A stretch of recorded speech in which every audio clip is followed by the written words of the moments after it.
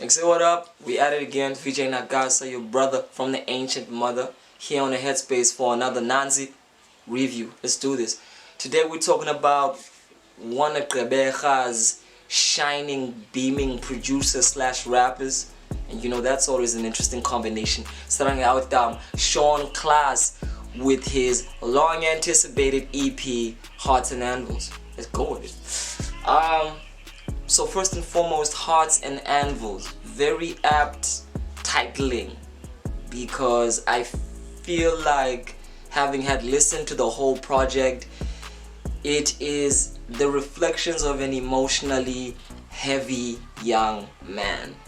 I mean, the theme of emotional turmoil and just being overwhelmed by the world resonates throughout this project, and this is not even a long project. So to put it in other words, Cat is emo. And there seems to be like a very, I'm proud of where hip hop has gone, because I'm from an era where even if you did have emotional problems, talking about them would be done through a kind of a bravado. Cats only try to act like they're all tough. And I think with the birth of artists like Ye and Drake, hip-hop has become more proudly vulnerable, proudly emotional, proudly sensitive, particularly from a masculine point of view. Most of the time ubudoda is to assert your power, not to necessarily admit that you have very little of it most of the time, or that you're struggling to deal with the lack of it. So the one thing I respect the project for is that it's no holds barred, hard on your sleeve, emo rap, and because of that, it can become quite a depressing project to listen to. I'll be honest with you. Even sonically speaking, Shaun Klaas's texture of music is global level. That's one thing I'll give Son, is that as a producer, he studied all the tricks of the trap, new wave hip hop trade, where he knows how to put all his tricks together in ways that are formidably interesting to listen to. So there's a trend. Trap is pretty much stuck in a certain range. You know what to expect, whether on a lyrical or on a sonic level. It is very rare to find an artist who branches bravely out into something that hasn't been done before. And Shaun is no different. So for originality, I'm gonna have to take that away. But what he does lack in not being fresh and innovative is the fact that he understands the formula. He understands how to create trap. He understands how to create it at the most highest level. And this is a level of bringing the music, but also bringing an emotional experience. This is not one for the club. This is not a project that was done to go out there and to dance your blues away. This is definitely one that was done to feel your goddamn blues. This is very much in the tradition of blues, in the tradition of music that is about using art as a way to transfer the pain. So from the first track, Nights in the Sun, Sites Yofika, to Truth Hurts, there's the thematic interplay of I, as a young man, that's Shaun, struggling to really find out how to get himself in this emotional hole, whether it be it through love, whether it be it through friends, whether it be it juggling music, but just all of these interactions that tend to be very difficult of just being human. And he puts his heart on his sleeve again. And when it comes to him rapping, he's very much in touch with how to put his words together in phrases that make enough pop sense for anybody to kind of relate to off the bat. He is a basic lyricist. When I say basic, with an extreme level of flattery here, because again, his basic is a basic that on a global level is relatable. He understands how to kind of weave his words together in a way that makes popular sense in jargon. He speaks in jargon.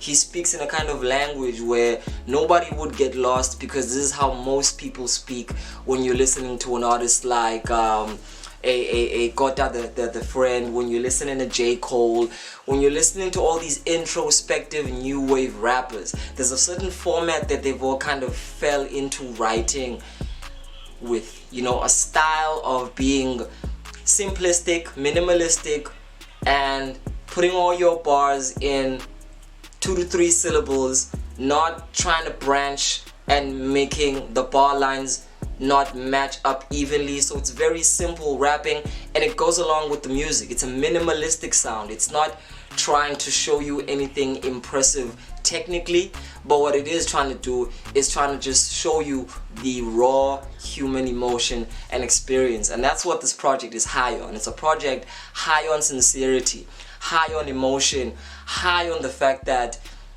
he's being sincere about his art form.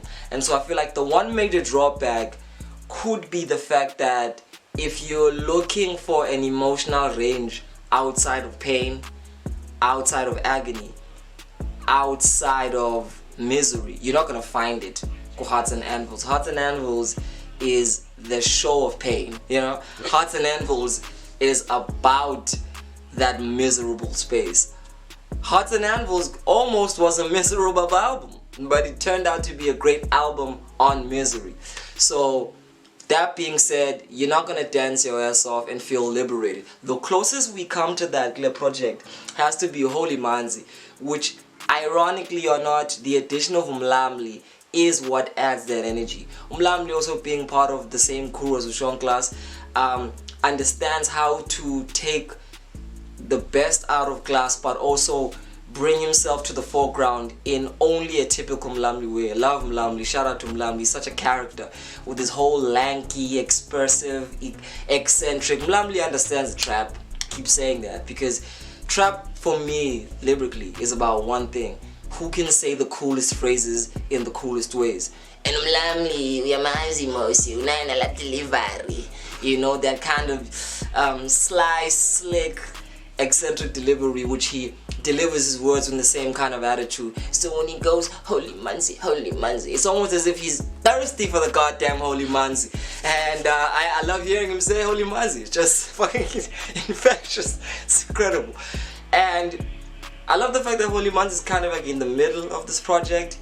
Balance that separates between Shaun's agony and Shaun's anger. Because after Holy Manzi, no Shaun now, but there's a shift in mode. You know, he kind of sticks his chest out a little bit, and he doesn't necessarily brag, but he asserts himself more. It's almost like he's saying the world is not going to take me away like this. But there's still a level of pain. There's no silver lining, not by far. It's not like in this last quarter of the project he finds the courage that you hope he finds.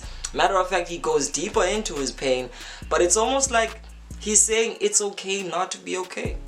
And I guess that's how you could sum up Hearts and Anvils. Shaun Klaas carrying the load of his emotional weight with his heart as heavy as an anvil, saying to us, it's okay not to be okay. And me as VJ Nakasa, I think that's a goddamn powerful message, because in a world that is increasingly becoming not so okay, maybe you do need some music that can show you how to embrace your pain and kind of accept it. So shout out to Shaun Klaas for teaching us how to embrace our pain and how to find out how to work with it.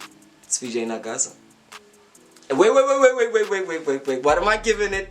What am I giving it? All around, Shaun is solid lyrically. He's given us a solid sonic approach.